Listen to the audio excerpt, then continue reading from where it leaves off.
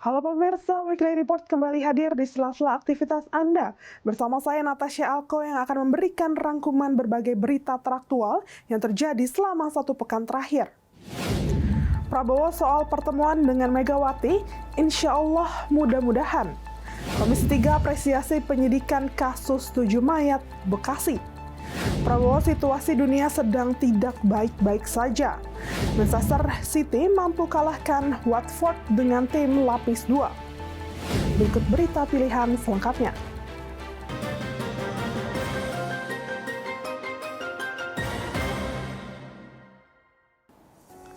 Kemungkinan bertambahnya komisi di DPR masih dalam wacana. Pembahasan lebih lanjut, Wakil Ketua DPR RI Lodwig F. Paulus mengatakan bahwa tak masalah jika komisi harus bertambah kalau diperlukan untuk menyongsong kinerja pemerintah.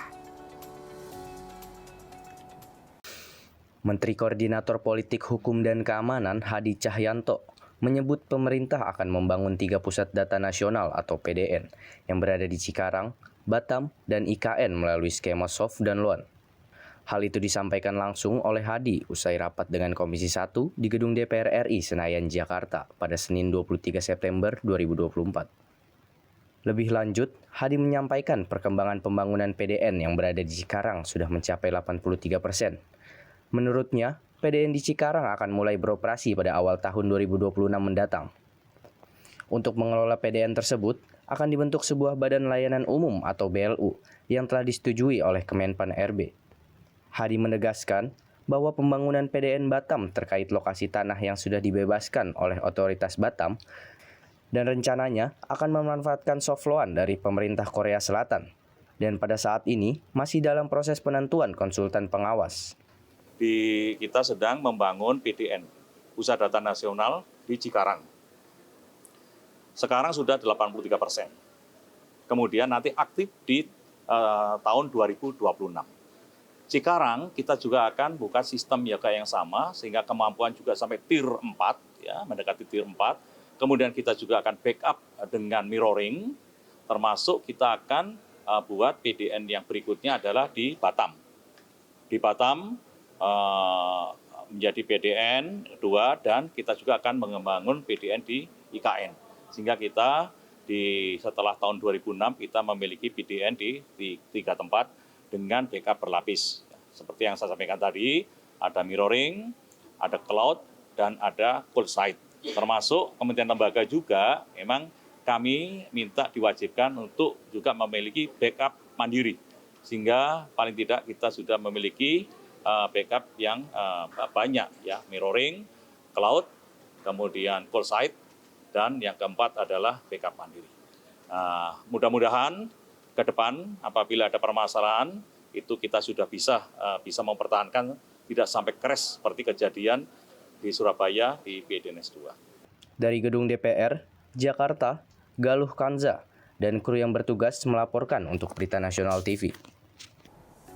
Anggota Panitia Khusus Haji DPR Angga Wijaya mengatakan pihaknya tetap akan memberikan rekomendasi akhir terkait pelaksanaan ibadah haji 2024. Ketidakhadiran Menak Yakut Khalil Kaumas juga tidak akan merubah hasil kesimpulan Pansus Haji DPR. Anggota Panitia Khusus Haji DPR Angga Wijaya mengatakan pihaknya akan memberikan rekomendasi akhir terkait pelaksanaan ibadah haji 2024 pada 23 September 2024 kemarin. Wisnu mengatakan ketidakhadiran Menak Yakut Khalil Kaumas tidak akan merubah hasil kesimpulan hasil Pansus Haji DPR. Wisnu mengatakan Pansus telah memberikan kesempatan Menak Yakut untuk menjelaskan terkait masalah-masalah yang ditemukan Pansus dalam penyelenggaraan haji. Namun menurutnya, Menak Yakut memilih untuk tidak menggunakan kesempatan tersebut. Wisnu menyampaikan pihaknya akan mengeluarkan rekomendasi terkait pelaksanaan haji pada 23 September 2024. Dan kemarin merupakan rapat terakhir dari Pansus Haji DPR. Kalau sesuai dengan rundown, sesuai dengan jadwal ini terakhir ya, karena besok sudah disusul dengan penutupan masa sidang, gitu kan. Jadi yang ditunggu adalah rekomendasi dan kesimpulannya. Kita sebetulnya hadirnya atau tidak hadirnya Kemenak tidak akan mempengaruhi kok hasil rekomendasi dan kesimpulan kita. Justru ketika ada praduga tidak bersalah di rapat Pansus Haji tersebut, ini menjadi pembelaan oleh Menteri Agama ketika tuduhan kita, temuan kita itu tidak benar adanya. Mestinya hadir dong gitu kan untuk memberikan pembelaan atas tuduhan-tuduhannya. Tetapi ketika tidak hadir, ya sudah. Dari Jakarta, Tim Liputan Berita Nasional TV melaporkan. Komisi Pemilihan Umum Provinsi Daerah Khusus Ibu Kota Jakarta menggelar rapat pleno pengundian dan penetapan nomor urut pasangan calon gubernur dan calon wakil gubernur DKI Jakarta tahun 2024 di kantor KPUD Jakarta, di mana KPUD Jakarta telah menetapkan pasangan Ridwan Kamil Suswono mendapatkan nomor urut 1, pasangan Darmakun Pongrekun Kun Wardana nomor urut 2, dan pasangan Pramono Anung Rano Karno nomor urut 3. KPU Provinsi DKI Jakarta pada Senin malam 23 September 2024 telah menggelar rapat pleno terbuka pengundian dan penetapan nomor urut pasangan calon gubernur dan wakil gubernur Jakarta 2024. Bertempat di kantor KPUD Jakarta, ketiga pasangan calon gubernur dan wakil gubernur telah ditetapkan KPUD Jakarta, di mana nomor urut pasangan calon gubernur dan wakil gubernur Ridwan Kamil Suswono mendapatkan nomor urut 1, pasangan Dharma Pongrekun Kun Wardana nomor urut 2, dan pasangan Pramono Anung Rano Karno mendapatkan nomor urut 3. Dalam pengundian nomor urut Cagup-Cawagup ini, KPU DKI Jakarta menggunakan mekanisme 2 tahap. Pertama adalah pengambilan nomor antrian untuk mengambil nomor urut dilakukan oleh cawagup, setelah itu pengambilan nomor urut pasangan calon dilakukan oleh wakil gubernur secara bersama. Dengan demikian kini, ketiga pasangan calon gubernur dan calon wakil gubernur tersebut akan menggunakan nomor urut tersebut selama masa kampanye pemilihan gubernur dan wakil gubernur DKI Jakarta 2024. Hingga pada hari pemungutan suara yang akan dilaksanakan pada 27 November 2024. Jadi silahkan Pak. Silakan diambil bolanya, tapi jangan di ini dulu. Diambil bolanya, Pak. Tapi jangan ditunjukkan dulu ya, nanti baris dulu ya. Tanda tangan pada saat pendaftaran. Iya. Selanjutnya saya minta ke depan untuk bisa hadir Bapak Haji Suswono untuk mengambil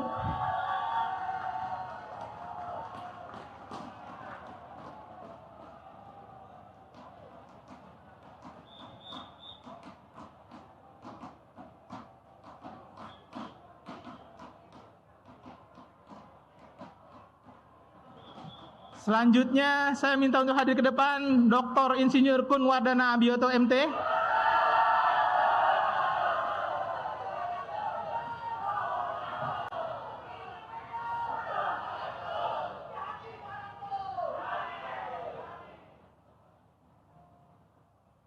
Sudah dapat bolanya Pak? Oke. Jika para calon wakil gubernur sudah mengambil bola undian, maka saya mohon secara berurutan untuk membuka satu persatu, dimulai dengan Pak Haji Rano Karno untuk membuka dan perlihatkan nomornya.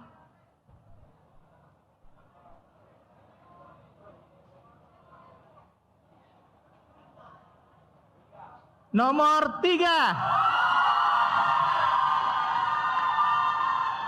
Sabar, ini belum nomornya, belum nomor. Ini antrian mengambil nomor ya, sabar. Selanjutnya saya minta Pak Haji Suswono nomor 6. Nomor 6 ya. Selanjutnya saya minta untuk dibuka Pak Kun untuk dibuka nomornya.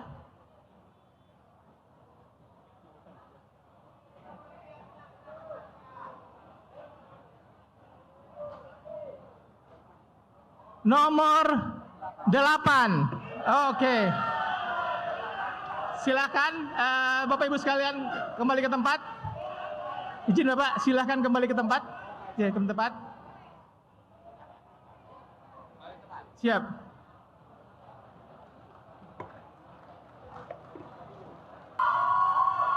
Silakan. Silakan Pak, diambil. Monggo. Jangan luar dulu, maju dulu. Silakan. Berdasar nomor urut antrian kedua,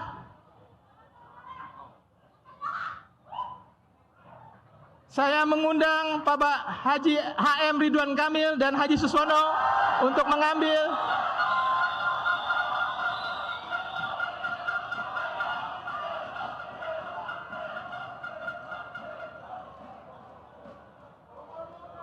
Siap. Silakan Mbak. Selanjutnya saya mengundang Komjen Pol Dharma Pongrekun untuk bisa mengambil sisa dan calon wakil gubernur.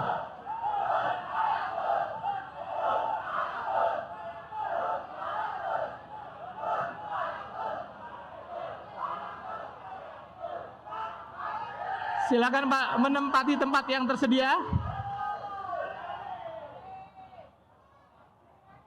Sesuai dengan urutan tadi, saya minta untuk dibuka satu persatu. Dari Pak Pram dulu untuk dibuka nomor urutnya. Silakan. Ditunjukin Mbak. Ya, ditunjukin di sana dulu depan. Iya, buka sekarang. Silakan.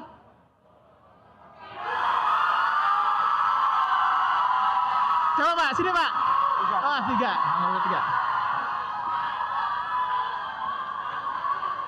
Selanjutnya Bapak HM Ridwan Kamil untuk membuka tabung yang disediakan. Nomor urut 1. Pak izin Pak, bisa di belakangnya Pak. 1 ya. 1. Selanjutnya Pak Dharma Pongrekun dan Pak Kunwardana, silakan untuk dibuka. Pak Dharma, tenang dulu, tenang. Teman-teman, Pak Dharma silakan dibuka. Pak Dharma silakan dibuka. Pak Dharma silakan dibuka. Oh ya, silakan dibuka.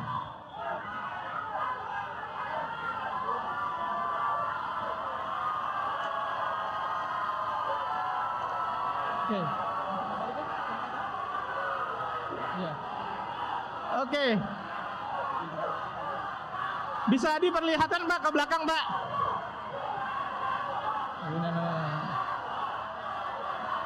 Dari KPUD Jakarta, Tim Liputan Berita Nasional TV melaporkan. Penetapan nomor urut calon gubernur dan calon wakil gubernur DKI Jakarta digelar di kantor Komisi Pemilihan Umum Provinsi Daerah Jakarta. Masing-masing pasangan calon gubernur ibu kota ini datang ke kantor KPUD Jakarta dengan gayanya masing-masing.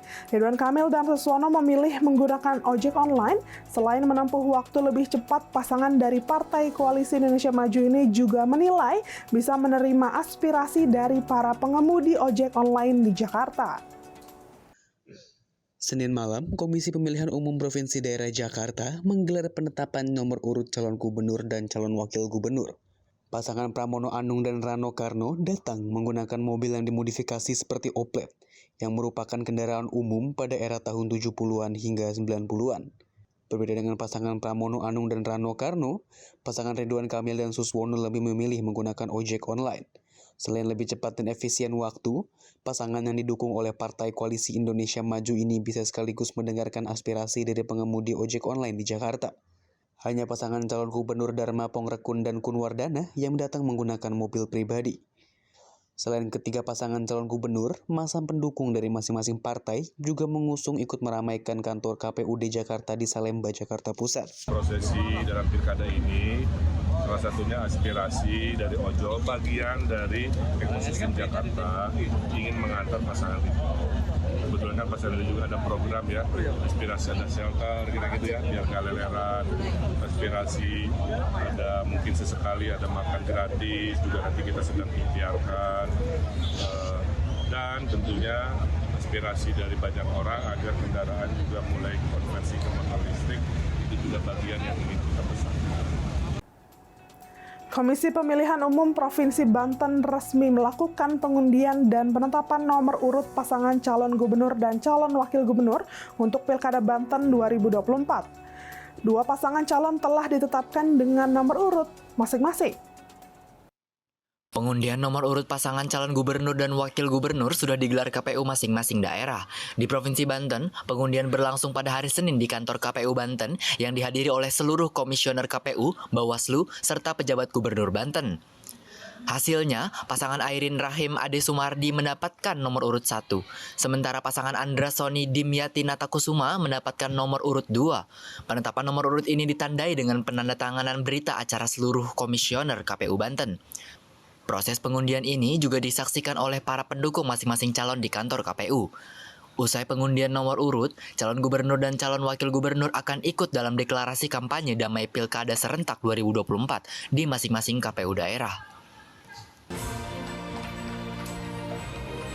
Selanjutnya saya persilahkan untuk dibuka terlebih dahulu.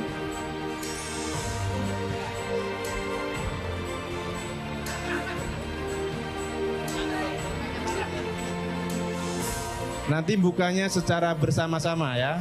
Dihitung 1 sampai 3. Sebentar, jangan dilihat dulu. Oke ya. 1, 2, 3.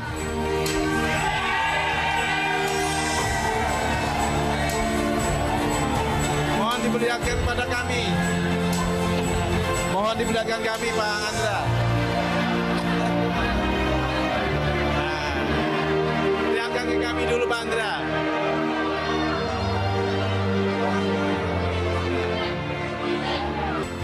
Baik, silahkan berfoto. 1, 2 sudah ditandatangani. Ya, sudah ditandatangani.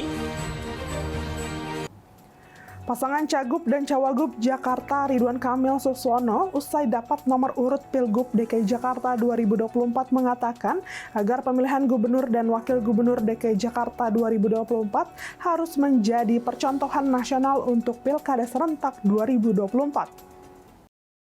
Pasangan Cagup dan Cawagup DKI Jakarta nomor urut 1, Ridwan Kamil Suswono dalam pidatonya mengatakan agar proses jalannya pemilihan gubernur DKI Jakarta tahun 2024 harus menjadi pilkada yang naik kelas, pilkada yang menjadi percontohan nasional dan berjalan penuh keceriaan serta damai. Pesan ini Ridwan Kamil sampaikan seusai dirinya dan Suswono mendapatkan nomor urut dalam pemilihan gubernur DKI Jakarta tahun 2024 di kantor KPUD DKI Jakarta pada Senin malam 23 September 2024. Lebih lanjut, RK Sapaan Akrab Ridwan Kamil juga menyebut tidak boleh ada money politik dalam kampanyenya dan juga tidak boleh menjelek-jelekan calon lain selama kampanye. RK pun menutup pidatonya dengan memberikan pantun terkait Jakarta Baru, Jakarta Maju. Bahwa selama hari-hari ke depan, mari berkontestasi dengan cara-cara yang damai. Mari berkontestasi dengan cara-cara penuh dengan keceriaan. Jadikan Pilkada Daerah Khusus Jakarta menjadi percontohan nasional.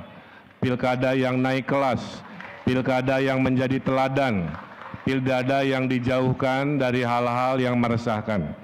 Kita lakukan kampanye berlomba-lomba dalam kebaikan atau fastabihul khairat kampanye. Saya titip kepada seluruh pendukung partai pasangan 01 yang kami hormati untuk menaati apa yang kami tadi sampaikan dan tidak boleh ada money politik dalam kampanye kita. Tidak boleh ada satupun konten-konten yang menjelek-jelekan pasangan orang lain. Kita harus percaya diri, kita harus meyakini insya Allah warga Jakarta yang memang cerdas dan pintar bisa memilih kita yang akan memberikan solusi yang relevan pasca Jakarta tidak lagi jadi ibu kota. Teriring salam saya kepada seluruh pasangan paslon, mudah-mudahan Allah berikan kesehatan. Kami membeli sepatu di Pasar Baru, pulang-pulang memberi kado dan juga baju. Kami pasangan nomor 1 siap untuk berkontestasi menuju Jakarta Baru, Jakarta Maju. Dari Jakarta, Tim Liputan Berita Nasional melaporkan.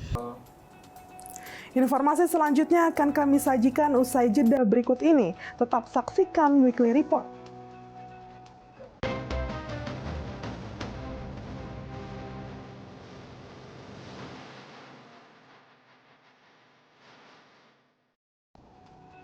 Pasangan calon gubernur dan calon wakil gubernur nomor urut 02 Dharma Pongrekun Kunwardana menyebutkan bila kekuatan utama dalam kontestasi pemilihan gubernur DKI Jakarta 2024 karena ridho Tuhan. Hal tersebut disampaikan dalam pidato sambutan usai pengundian nomor urut di KPUD Jakarta. Pasangan calon gubernur dan calon wakil gubernur dari jalur independen Dharma Pongrekun dan Kunwardana yang mendapatkan nomor urut 2 pada kontestasi pemilihan gubernur dan wakil gubernur DKI Jakarta 2024 mengatakan bahwa kekuatan utama pasangan kami adalah ridho Tuhan. Hal tersebut disampaikannya usai KPUD Jakarta menetapkan nomor urut pasangan calon gubernur dan calon wakil gubernur DKI Jakarta 2024. Pada Senin malam 23 September 2024 di KPUD DKI Jakarta.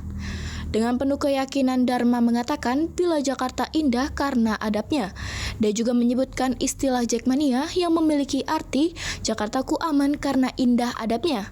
Sebagai penutup pidato, Kunwardana, calon wakil gubernur nomor urut 2, memberikan sebuah pantun penutup tentang harapan Jakarta yang aman dan sebagai pusat peradaban. Salam Jakartaku aman, salam Jakartaku independen. Jabatan kami bukan siapa-siapa. Kami tidak punya apa-apa, tapi kami punya satu kekuatan, ridho Tuhan.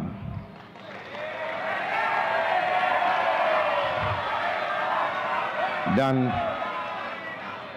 kami menghimbau kepada kita semua untuk tetap menjaga kenyamanan, kedamaian selama masa kampanye yang akan datang dengan tetap memegang kesantunan agar keharmonisan dan adab tetap kita jaga.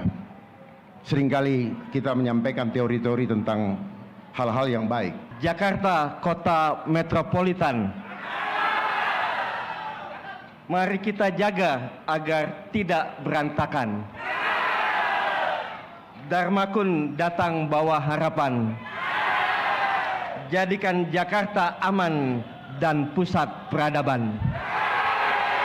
Salam Jakartaku aman, salam Jakartaku independen. Terima kasih. Wabillahi taufiq wal hidayah. Assalamualaikum warahmatullahi wabarakatuh. Dari Jakarta, Tim Liputan Berita Nasional TV melaporkan. Bidang Profesi dan Pengamanan Polda Metro Jaya memeriksa 9 anggota perintis presisi Polres Metro Bekasi Kota untuk dimintai keterangan terkait tewasnya 7 remaja di Kali Bekasi pada hari Minggu. Dari hasil pemeriksaan, 9 anggota perintis presisi Polres Metro Bekasi Kota yang berada di lokasi setempat menyelamatkan 4 remaja yang melompat ke dalam kali, kemudian diberikan pertolongan pertama. Tewasnya 7 orang remaja yang diduga melompat ke dalam Kali Bekasi, Jawa Barat untuk menghindari patroli polisi pada hari Minggu lalu berbuntut panjang. Pihak Bidang Profesi dan Pengamanan Polda Metro Jaya memeriksa 9 orang anggota perintis presisi Polres Metro Bekasi Kota yang saat kejadian berada di lokasi. Pemeriksaan terhadap 9 orang anggota perintis presisi Polres Metro Bekasi Kota ini bertujuan untuk mengetahui apakah ada pelanggaran kode etik dalam kasus kematian 7 remaja ini. Ditemui di Mapolda Metro Jaya pada Senin sore, Kabid Humas Polda Metro Jaya Kombes Pol Ade Arisyam Indradi mengatakan peristiwa ini berawal pada saat tim perintis presisi menemukan adanya live Instagram berisi adanya sekelompok remaja yang hendak melakukan tawuran.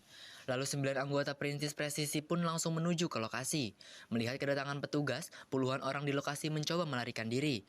Selain itu, Kombes Ade Ari menyebut, dari hasil pemeriksaan terhadap 9 petugas, mereka sempat menyelamatkan 4 orang yang melompat ke dalam sungai dan memberikan pertolongan pertama. Namun tidak dijelaskan secara rinci, 4 orang yang diselamatkan tersebut termasuk dari 11 yang ditemukan tewas atau tidak. Awalnya tim patroli perintis presisi ini melakukan cyber patrol. Ya. Dari cyber patrol yang mereka lakukan, ada yang sedang live IG, Instagram, sedang berkumpul. Diduga berdasarkan analisis dari tim patroli perintis presisi, diduga berkumpul akan melakukan tawuran. Kemudian tim patroli perintis presisi Polres Metro Bekasi Kota mendatangi lokasi. Ada 9 orang petugas kepolisian. Kemudian di sana mendapati ada sekitar 30 motor, ya 30 motor, kurang lebih maksimal ada atau sekitar 60 orang. Saat dilakukan pengecekan itu membubarkan diri, Ya, ini berdasarkan keterangan para saksi dan juga keterangan dari petugas kepolisian yang mendatangi lokasi. Kemudian ada 4 orang diantaranya yang mencoba melarikan diri itu masuk ke Kali Bekasi dan berhasil diselamatkan oleh tim patroli perintis Polres Metro Bekasi. Kemudian komitmen Bapak Kapolda Metro Jaya kemarin sudah disampaikan dari TKP untuk menjaga transparansi dan akuntabilitas terhadap proses ini juga dilakukan audit atau pemeriksaan secara internal yang melibatkan Propam atau Bid Propam Polda Metro Jaya. Bid Propam Polda Metro Jaya telah melakukan pemeriksaan terhadap 9 anggota patroli perintis presisi Polres Metro Jakarta Bekasi untuk mendalami, ya, ini sebagai bentuk akuntabilitas untuk semuanya clear, transparan, bagaimana tahap dari mulai menerima informasi proses cyber patrol hingga mendatangi lokasi. Ada beberapa orang yang berkerumun yang diduga berdasarkan informasi dari Kasat dan hasil pemeriksaan itu diduga sedang minum minuman keras yang dikemas dalam plastik dan juga tersedia beberapa senjata tajam. Inilah yang masih didalami rekan-rekan.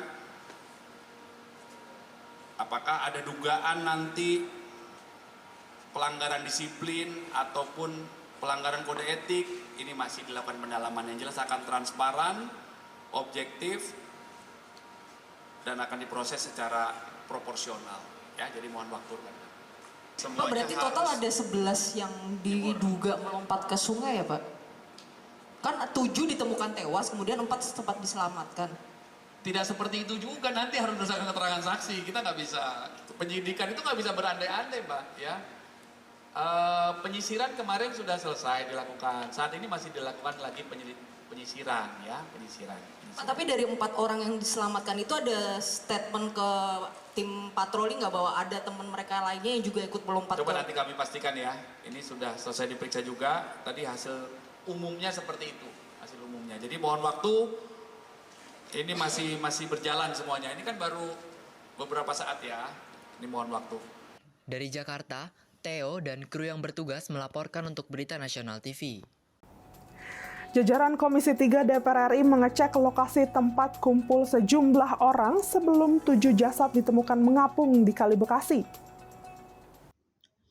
Jajaran 3 Komisi DPR RI mengecek lokasi tempat kumpul sejumlah orang sebelum 7 jasad ditemukan mengapung di Kali Bekasi. Anggota Komisi 3 DPR RI, Habib Abu Bakar Al-Habsyi mengatakan sebanyak 60 orang berkumpul sebelum peristiwa tersebut terjadi. Berdasarkan pantauan kepolisian, ditemukan senjata tajam saat penyusuran lokasi. Abu menyebut tidak menemukan minuman keras di TKP kumpul-kumpul para remaja. Orang dan sajamnya itu mengerikan dari foto-foto yang ada, ya wajar. Jumlahnya polisi ini cuma 9, dianya 60. Jadi pas kejadian udah pada nyebur di situ. Dia nggak tahu kalau di situ ada tadi apa namanya? Palung. Oke, kita lanjutkan selanjutnya dengan... Abu juga menyerahkan penyelidikan lanjutan kepada pihak yang berwenang. Wakil Ketua Komisi 3 DPR RI, Habibur Rahman juga mengatakan, adanya palung di dalam Kali Bekasi tersebut menurutnya, itulah yang menyebabkan 7 remaja tewas saat melompat ke dalam kali. Namun dirinya tidak ingin berasumsi lebih jauh dan menyerahkan proses investigasi oleh Polres Metro Kota Bekasi. Tempat ditemukannya jenazah, dan ini kita ada di lokasi yang disebut di tempat kejadian, ditemukannya sekelompok pemuda ya, yang diduga akan tawuran oleh patroli dari Polres Jakarta Metro Kota Bekasi. Lari ke belakang situ, ternyata itu memang kali, langsung kali yang ada palungnya. Palungnya itu 6 meter. Cuma kayak sama sungai. Cilengsi. Iya. Gabung. Jadi memang mungkin tuh. Ya, itu kelihatan sekali tuh airnya muter tuh karena hujan, kita lihat tuh ada kayak pusarannya itu. Kayak pusara. Nah, mungkin itulah yang menjadi penyebab. Kita nggak mau berasumsi dulu. Kita hormati proses investigasi yang dilakukan oleh Polres Metro Kota Bekasi. Kita dukung teman-teman kerja maksimal ya supaya kasus ini bisa terungkap. Begitu. Dari Bekasi, Natasha Alko, Galuh Anggara, dan kru yang bertugas melaporkan untuk Berita Nasional TV. Tim forensik Rumah Sakit Polri Kramat Jati, Jakarta Timur berhasil mengidentifikasi 2 dari 7 jenazah yang ditemukan tewas di aliran Kali Bekasi, Jawa Barat. Sementara 5 jenazah lainnya masih dilakukan proses identifikasi. 2 dari 7 jenazah remaja laki-laki yang ditemukan di aliran Kali Bekasi, Jawa Barat, Kota Bekasi dinyatakan teridentifikasi oleh tim forensik Rumah Sakit Polri di Kramat Jati, Jakarta Timur. Karodok Polpus Dokes Polri, Brigjen Nyoman Edi, mengatakan kedua korban teridentifikasi berdasarkan pencocokan data antemortem dari pihak keluarga korban dan postmortem dari jenazah. Jenazah pertama teridentifikasi yakni atas nama Muhammad Rizky, berusia 19 tahun, warga kampung Bojong Menteng, Kota Bekasi. Kemudian jenazah kedua laki-laki berinisial AD, berusia 16 tahun, warga Kota Bekasi, Jawa Barat. Kedua jenazah teridentifikasi melalui pencocokan data gigi, sidik jari, medis, properti yang dikenakan korban, dan barang kepemilikan. Pada hari ini, Selasa tanggal 24 September 2024, tim gabungan telah berhasil mengidentifikasi 2 jenazah, yaitu 1 jenazah nomor PM 0046 garing 9 Romawi 2024, cocok dengan data AM nomor 001, teridentifikasi sebagai Muhammad Rizky. Nomor 2, jenazah nomor PM 0048 garing 9 Romawi 2024, cocok dengan data AM nomor 002, teridentifikasi sebagai Ahmad Ali, laki-laki 16 tahun, alamat Bantar Gebang Utara, RT 02, RW 04, Kelurahan Bantar Gebang, Kota Bekasi, berdasarkan data gigi, sidik jari, medis, dan properti. Sehingga jumlah total jenazah yang teridentifikasi sampai hari ini. Sementara untuk 5 jenazah korban lainnya, hingga kini masih berada di ruang instalasi forensik RS Polri Kramat Jati, tahu posko postmortem tim DVI karena belum dinyatakan teridentifikasi. Proses identifikasi masih terus berlangsung, pihak rumah sakit masih perlu melakukan pencocokan data antemortem yang diberikan pihak keluarga korban dengan data postmortem dari jenazah untuk memastikan identitas. Sedangkan 5 masih ada beberapa data yang kurang dan perlu pemeriksaan lebih lanjut. Karena kita masih mengumpulkan data lebih lanjut kepada keluarga. Terus untuk jenazah yang 2 ini kita sudah menghubungi keluarganya untuk menjemput dan nanti akan kita antar.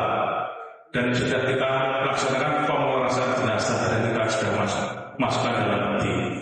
Demikian jawaban dari saya. Usai teridentifikasi 2 dari 7 jenazah di Kali Bekasi, langsung diserahkan kepada keluarga oleh pihak Rumah Sakit Polri Kramat Jati, Jakarta Timur. Pada Selasa sore, keduanya langsung dibawa ke wilayah Kota Bekasi untuk nantinya dikebumikan. 2 dari 7 jenazah remaja laki-laki yang ditemukan di aliran Kali Bekasi, Jawa Barat, Kota Bekasi dinyatakan teridentifikasi oleh tim forensik Rumah Sakit Polri di Kramat Jati, Jakarta Timur. Karodok Polpus Dokes Polri, Brigjen Nyoman Edi, mengatakan kedua korban teridentifikasi berdasarkan pencocokan data antemortem dari pihak keluarga korban dan postmortem dari jenazah. Jenazah pertama teridentifikasi yakni atas nama Muhammad Rizky, berusia 19 tahun, warga kampung Bojong Menteng, Kota Bekasi. Kemudian jenazah kedua laki-laki berinisial AD, berusia 16 tahun, warga Kota Bekasi, Jawa Barat. Kedua jenazah teridentifikasi melalui pencocokan data gigi, sidik jari, medis, properti yang dikenakan korban, dan barang kepemilikan. Sementara untuk 5 jenazah korban lainnya, hingga kini masih berada di ruang instalasi forensik RS Polri Kramat Jati, tahu posko postmortem tim DVI karena belum dinyatakan teridentifikasi.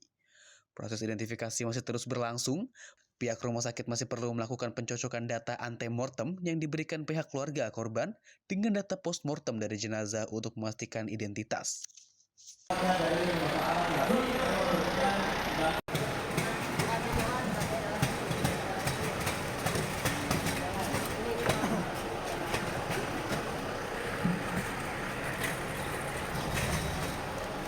Op, mas, kameranya, gak usah maju kameranya.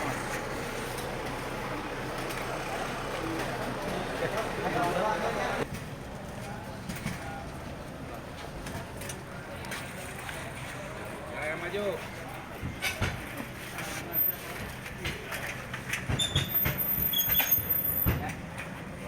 Keluarga yang mau masuk belakang, kita di depannya nanti. Semuanya. Kita di sini. Di sini boleh nggak? Boleh.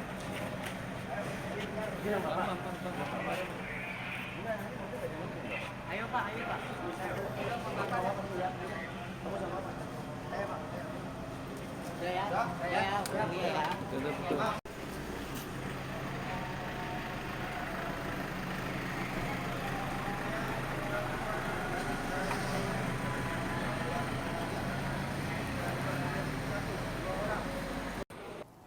Jajaran Komisi 3 DPR RI bersama Kapolresta Bekasi mengunjungi lokasi ditemukannya 7 mayat di Kali Bekasi.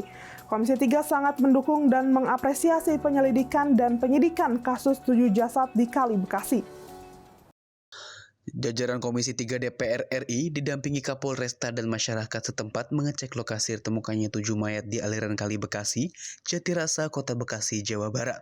Arteria Dahlan, anggota Komisi 3 DPR RI, sangat mengapresiasi pihak kepolisian yang sangat responsif dalam menangani kasus ini. Kita Komisi 3 mendukung penuh penyelidikan dan proses penyidikan yang tengah berlangsung. Bahkan kita apresiasi Kapolda Metro langsung mengundang Propam, kemudian teman-teman Inafis dan semuanya lah terlibat ya. Sehingga mudah-mudahan dapat menjawab ya yang tidak terang benderang.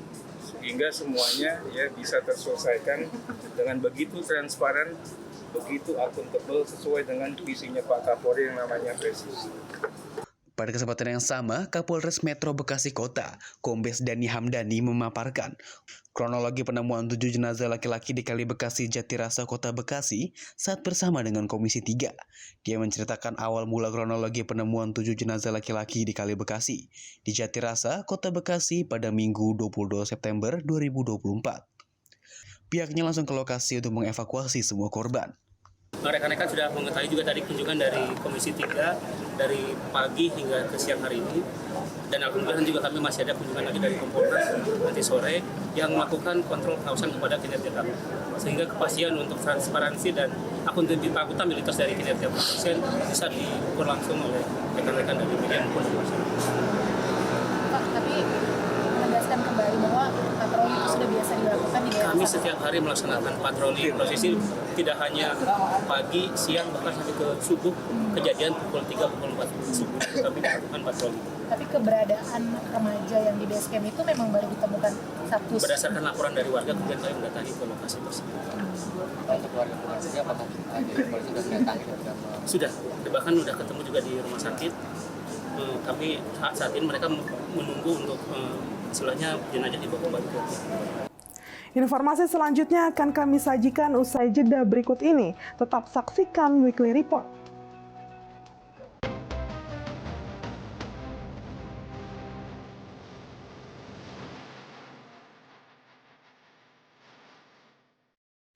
Tim nasional Indonesia U20 siap bertarung pada babak kualifikasi Piala Asia U20. Anak asuh Indra Safri akan tergabung di grup F bersama Maladewa, Timor Leste, dan Yaman. Tim nasional U20 Indonesia akan kembali berlaga di ajang kualifikasi Piala Asia U20. Pelatih kepala Indra Safri menentukan 23 pemain terpilih yang masuk ke dalam skuad timnas. Indonesia sendiri akan bertindak sebagai tuan rumah dalam kualifikasi Piala Asia U20. Tergabung di grup F bersama Maladewa, Timor Leste, dan Yaman. Indonesia akan menggunakan Stadion Madia Senayan sebagai lokasi pertandingan.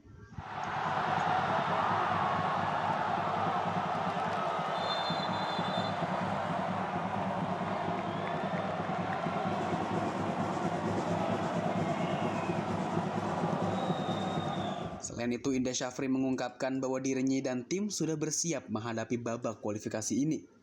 Timnas U20 sudah disiapkan untuk menghadapi jadwal padat pada gelaran turnamen kali ini. Indonesia akan menghadapi Maladewa pada pertandingan pertama hari Rabu ini. Lalu dilanjutkan menghadapi Timor Leste dan Yaman pada tanggal 27 dan 29 September mendatang. Dari 23 nama pemain yang dibawa pelatih Indra Syafri, tidak ada nama Arhan Kaka dan Welber Jadim di skuad tersebut. Badan Tim Nasional Sudarmaji mengatakan bahwa Arhan Kaka dicoret dari Timnas U20 karena pertimbangan tim teknis dan tim pelatih. Sedangkan untuk Welber, Sudarmaji mengatakan bahwa Timnas U20 masih bisa menunggu kehadiran pemain Sao Paulo berusia 17 tahun ini.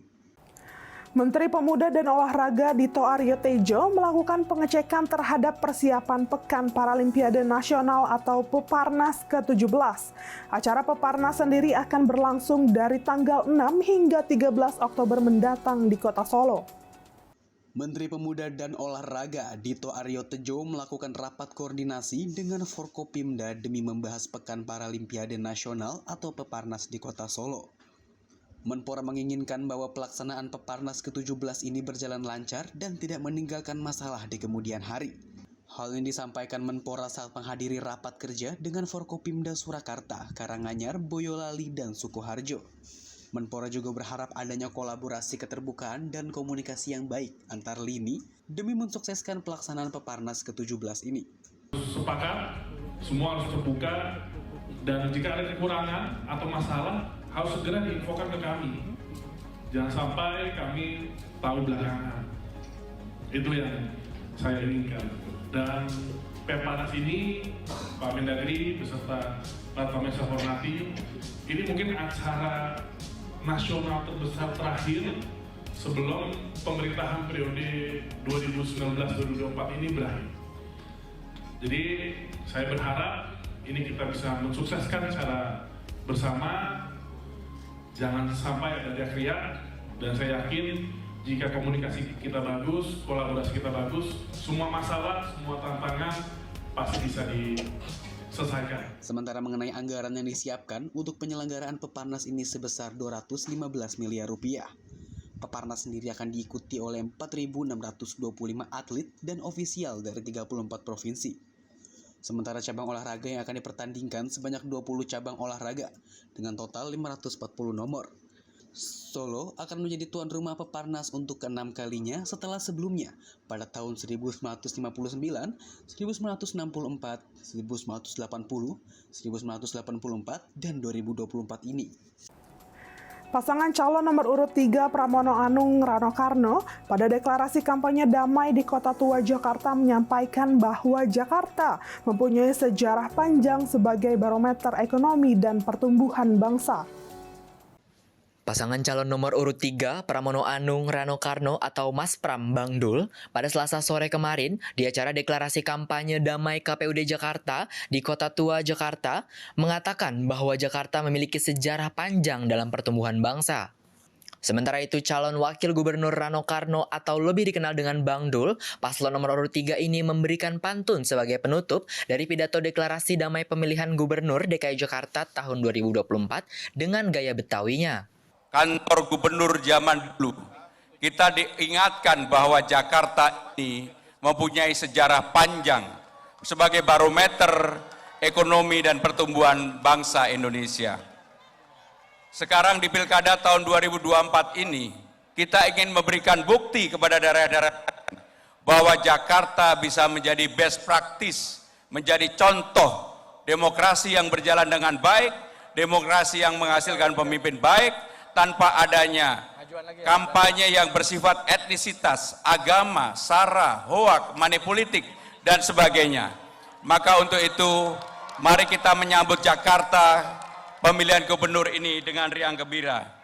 Dari Jakarta kita tunjukkan kepada seluruh negeri bahwa Jakarta merupakan contoh yang baik bagi demokrasi.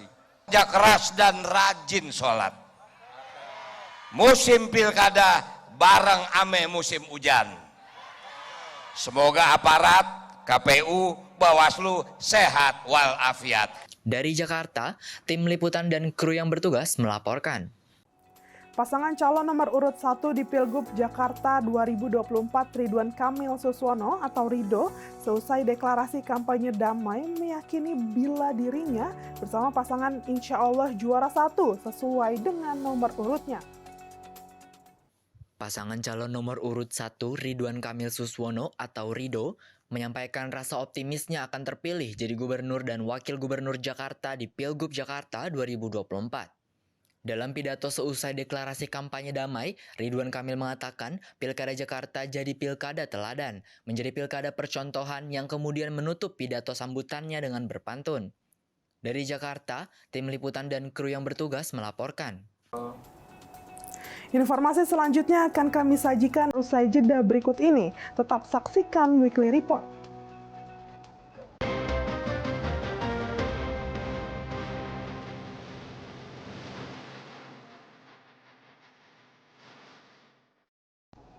Menteri Pertahanan Republik Indonesia yang juga Presiden terpilih Republik Indonesia 2024-2029 Prabowo Subianto mengatakan bahwa kondisi dunia sedang tidak baik-baik saja. Situasi dunia saat ini dalam keadaan yang tidak baik-baik saja. Yang sebenarnya adalah satu ketegangan yang sangat-sangat runcing di belahan dunia yang masih jauh, tapi sangat berpengaruh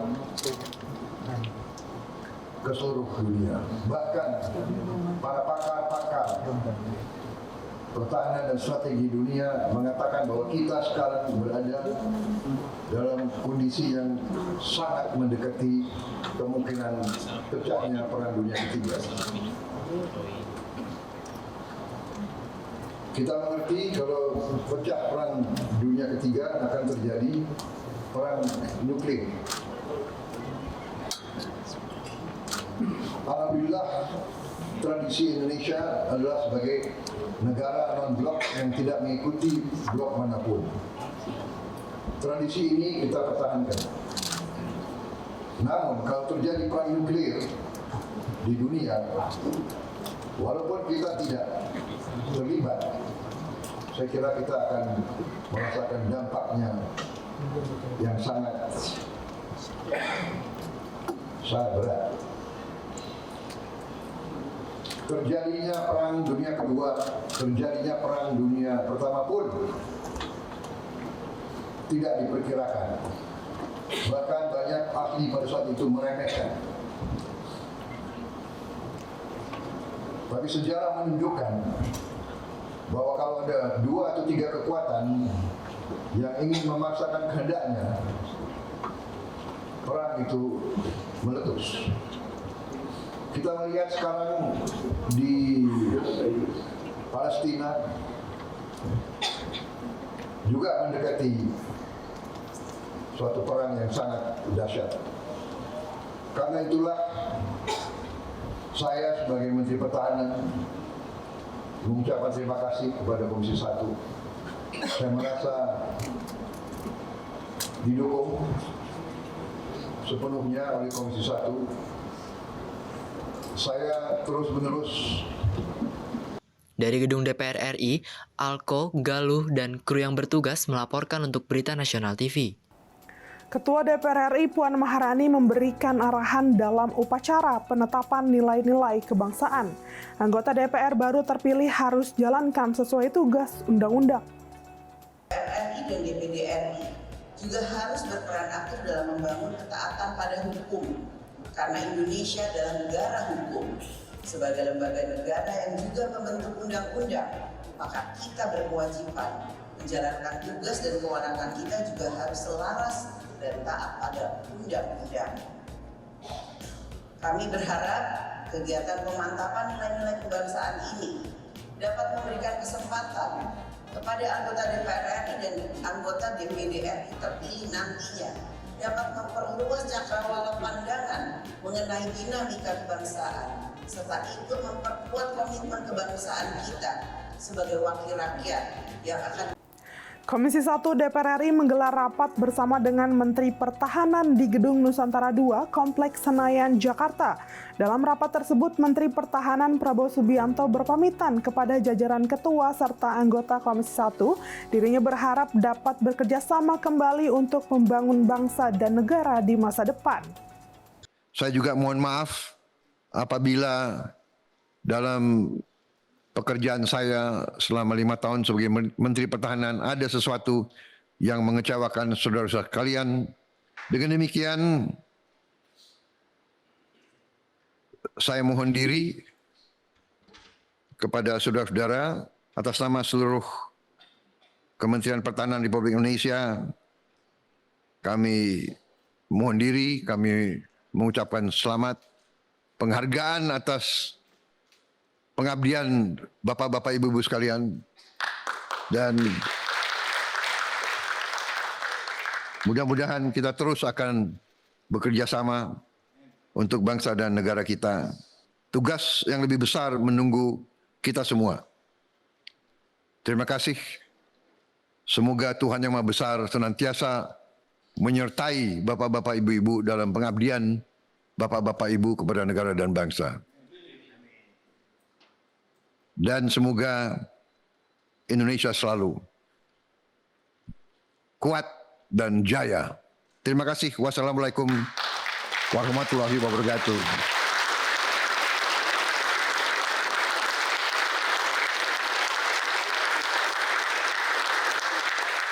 Dari Jakarta, tim liputan dan kru yang bertugas melaporkan untuk Berita Nasional TV. Ketua Komisi 1 DPR RI Mutia Hafid telah menyiapkan rekomendasi agar anggaran pertahanan bisa dinaikkan menjadi 1% terhadap PBD oleh anggota DPR di periode selanjutnya. Bahwa kami itu sebenarnya ada panja alutsista yang merekomendasikan bahwa anggaran pertahanan harus minimal 1% dari PDB. Ya. Kita tahu bahwa sekarang memang belum bisa. Namun demikian rekomendasi yang sudah dilahirkan oleh Komisi 1 periode ini mudah-mudahan menjadi pegangan ke depan jika memang pemerintah ke depan bisa menaikkan anggaran pertahanan menjadi minimal 1% dari PDB.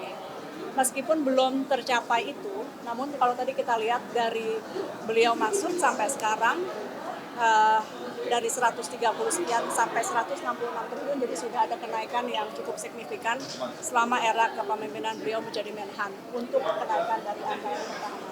Mudah-mudahan ke depan Komisi 1 berikutnya ataupun Menteri Pertahanan berikutnya bisa terus menaikkan sampai 1% dari PDB supaya Indonesia tidak hanya makmur sejahtera tapi juga punya efek gentar terhadap negara lain. Tadi disampaikan oleh Pak Menteri Pertahanan Presiden terpilih di tengah dinamisnya keamanan dunia saat ini. Menteri Pemuda dan Olahraga menerima kunjungan Duta Besar Rusia di kediamannya. Kunjungan Duta Besar Rusia ini dimaksudkan untuk membahas kerjasama di bidang olahraga bagi kedua negara. Duta Besar Rusia untuk Indonesia, Sergei Gennadievich, mengunjungi kediaman Menteri Pemuda dan Olahraga Indonesia, Dito Aryo Tejo, di kediamannya di Jalan Denpasar Kuningan, Jakarta. Kedatangan Dubes Rusia ini bermaksud untuk membahas kerjasama antara Rusia dan Indonesia dalam bidang olahraga. Sergei lebih lanjut menyampaikan sederet program yang akan dijalin antar kedua negara. Salah satunya yaitu pertandingan persahabatan antara Rusia dan Indonesia. Tak hanya sepak bola sebagai olahraga populer, Sergei juga menyoroti kerjasama di bidang olahraga potensial lainnya, seperti bola voli yang ternyata sangat digemari masyarakat Indonesia.